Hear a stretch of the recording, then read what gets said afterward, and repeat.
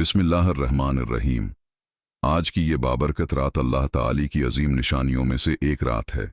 ये वो रात है जिसे हम शब माराज कहते हैं। एक ऐसी रात जिसमें ज़मीन और आसमान का फासला मिट गया और महबूब खुदा को अल्लाह ताली के ख़ास क़ुर्ब से नवाजा गया। शब मेराज वो अजीम रात है जब अल्लाह ताली ने अपने आखिरी नबी हज़रत मोहम्मद को मस्जिदुल हराम से मस्जिदुल अक़सी तक सैर कराई और फिर आसमानों की बुलंदियों तक बुलाया। ये कोई ख्वाब नहीं था बल्कि अल्लाह की कुदरत का एक अजीम मौजिज़ा था। पाक है वो ज़ात जो अपने बंदे को रातों रात ले गई मस्जिदुल हराम से मस्जिदुल अक़सी तक। सूरह बनी इसराइल 1। ये आयत शब मेराज की सच्चाई की वाज़ेह गवाही है।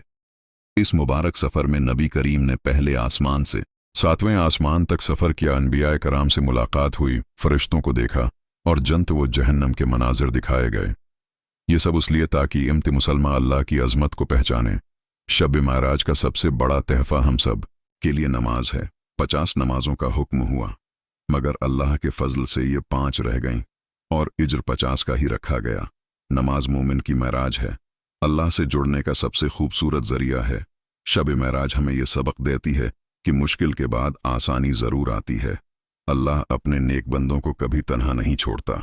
अगर हम नमाज को थाम लें तो अल्लाह हमें हर मुश्किल से निकाल देता है। ए अल्लाह, हमें नमाज का पाबंद बना, हमें नबी करीम की संत पर चलने वाला बना और शब महराज की बरकतें हम सब को नसीब फरमा। आमीन या रब्बिल आलमीन।